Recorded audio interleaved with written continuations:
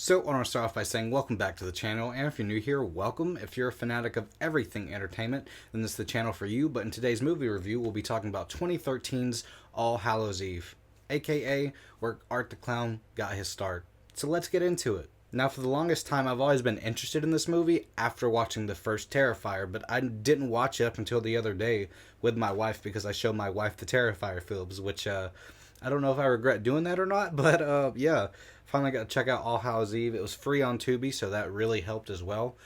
Because last time I checked, it was hard to find a Blu-ray copy because even for Terrifier, like trying to find a Blu-ray copy for that was a bit expensive. That was like a year ago that I checked. I'm probably talking out of my ass now. I'm not entirely sure. They might be cheap. I don't know. But with the anticipation of Terrifier 3, they'll probably go up in price, just like Shin Godzilla did when Godzilla Minus One came out. But that's besides the point. I'm glad I finally got to watch this movie, even though I do have some thoughts. But either way, let's get into the things that I did like about this film. I do like the wraparound segment where this babysitter is babysitting these kids. They just so happen to get done trick-or-treating, and then one of the kids finds a blank VHS tape in his bag with no label on it whatsoever. The boy wants to watch it, so does his sister, but the babysitter doesn't really because she has her concerns. Rightfully so, because this is a Damien Leone film. But I've seen a lot of people bring up who in 2013 was using a VCR to watch VHS tapes. Now, I don't mind this. I can sort of like get behind it because as someone that has a VCR, I still have one to this day, and I just so happen to have the Terrifier 2 VHS as well. But a lot of people I knew personally still had a VCR. Yes, they might be middle-aged to elderly, but they still had VCRs up until like 2015, 2016. Some of them moved on to DVD, unless they already had a DVD player and they just had both, because they did have VCR/DVD combos. Maybe that's the case. I don't entirely remember what the VCR looked like. Could have just been a regular VCR. I don't remember. But I like that, okay? As someone that has a VCR, and I need to get me a box TV soon because I want to watch like certain films like I did when I was a kid. The last segment called Terrifier, which is from 2011, because there is like a cool story behind this movie. It is a bit unusual how this movie came to be, but I'll get more into that later. But Terrifier, this last segment of this film was shot in 2011, and it's not David Howard Thornton as Art the Clown, it's Mike Gianelli, if I'm not mistaken. And that's probably the best segment to me in this, because like I said, I do like the wraparound segments, but as the actual segments, I think Terrifier is the best. It's the closest that we get to modern day Art the Clown that we all know and love, or at least most of us. A lot of us probably hate Art the Clown, but I love Art the Clown, as you can see right here. But yeah, Terrifier short is the one that just resembles Art the Clown that we all know and love the most, to this day. So that one also ends off very darkly. Sort of like with Wrong Turn 5. No, it's not like Wrong Turn 5. This one is just the ending to the Terrifier short of this film. It's not the worst thing I don't think that Art's ever done, but it's pretty damn close. Another thing, when talking about Damien Leone, he did all the practical effects in here up until like Terrifier 2 for the most part, and then he finally got some help for Terrifier 3, but for all these films, he did like a majority, if not all, of the practical effects in here, and I think for the most part, they do look good. We'll get into more of that later, but for the most part, I think all the practical effects in here, Art's makeup, one of the henchmen in the Ninth Circle segment look great. Just, wounds and cuts, etc., they all look, for the most part, pretty good for a very low-budget film. Most of the acting in here, I think, is pretty good, if not serviceable, for a very low-budget film. I knew what I was getting myself into, so I didn't expect, like, Oscar-worthy performances. I was just looking for serviceable, if not pretty good performances, and that's what I got throughout, I think all the segments. I think there's someone that does stand out in each segment.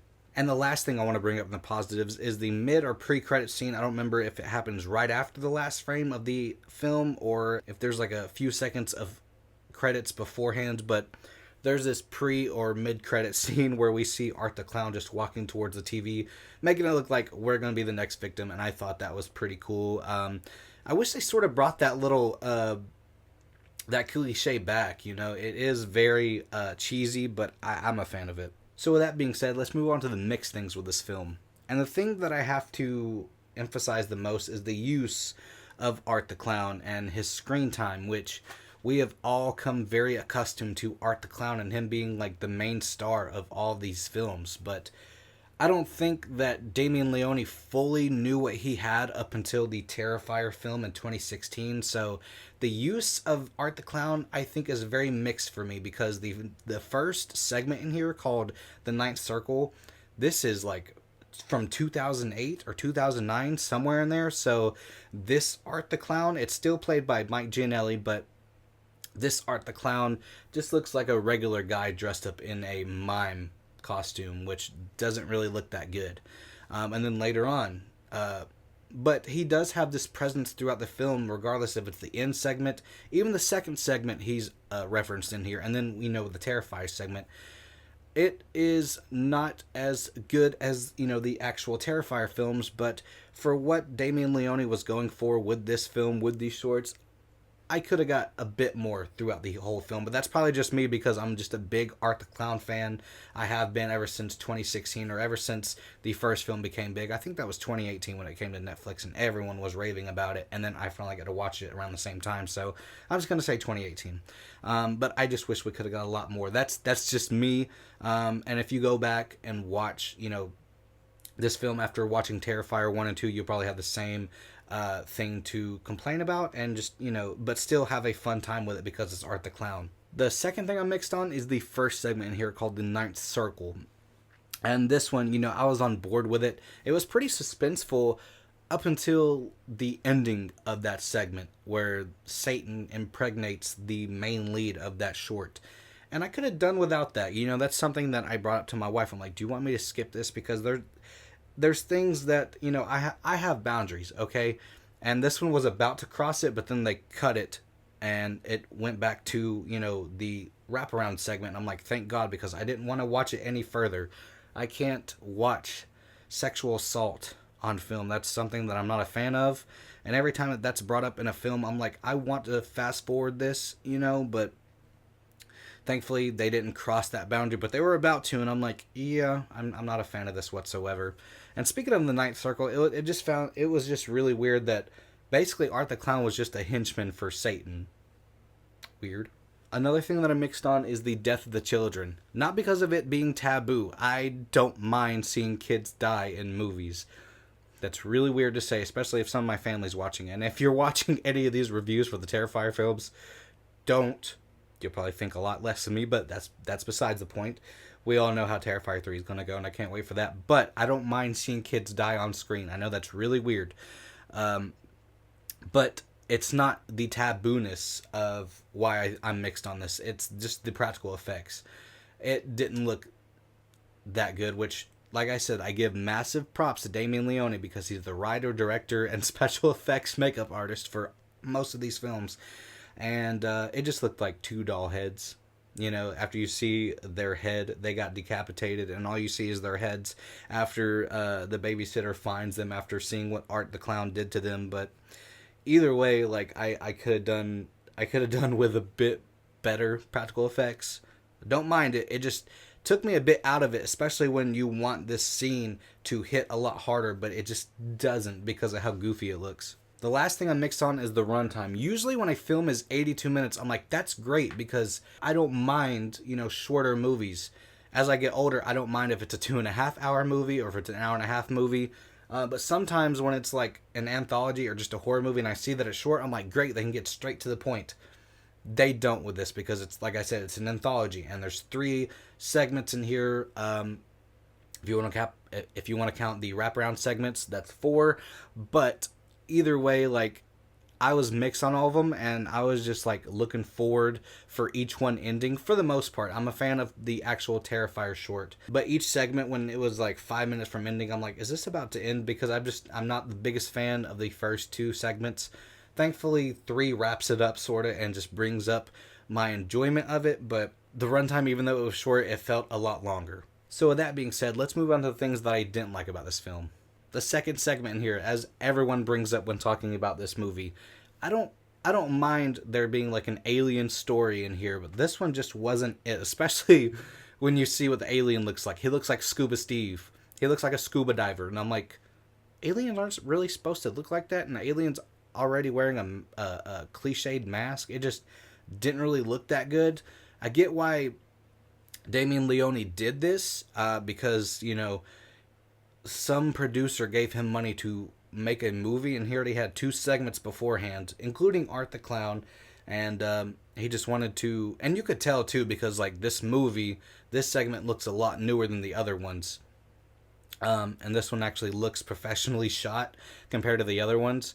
Because even like Terrifier and The Ninth Circle, they had like this really weird tint over it that I just not a fan of. But the second segment in here, the alien one, it looks good. I like the actress involved in it. I think she did pretty good. But after you see what the alien looks like, it just brings you out of this movie, or it just brings you out of this segment, and you're not really a fan of it. But I do like there's inklings of Terrifier 2 in here, where the husband paints Art the Clown but just doesn't remember it. You know, this is like pre-Terrifier 2. This is Terrifier 2 before Terrifier 2 with that little inkling in there. And the last thing I want to bring up is like all the segments try really hard to connect, but sort of falls flat on its face because it's very weak in execution, and the overall story, it just doesn't do it justice for me in here. But Art the Clown is only there to scare you, nothing more. But we don't really learn too much about him other than he's a henchman for Satan and he's supernatural, which, you know, if you saw this before Terrifier 1 and 2, you would have known that. But if you watched Terrifier first, you wouldn't have known that until like the last 5 minutes. And then, you know, Terrifier 2 expands upon that. So I think these segments could have been, you know, more cohesive than they were. But overall, I'm a fan of like two of them, you know, the wraparound segment and then the Terrifier segment. I think those were pretty good. But either way, with that being said, I'm going to be giving All Hallows Eve an overall grade of a 52%. While it was disappointing to see, I do think this is a very humble beginning for Damien Leone, and I hope he's proud of this film, even though it's my least favorite of the ones that involve Art the Clown. But either way, if you haven't seen it, I do recommend it for the Terrifier short alone and the wraparound segments. I thought it was pretty good. But this movie is just the weakest out of all of them. But either way, I just want to say thank you as always for watching my videos, and I hope to see you in the next one.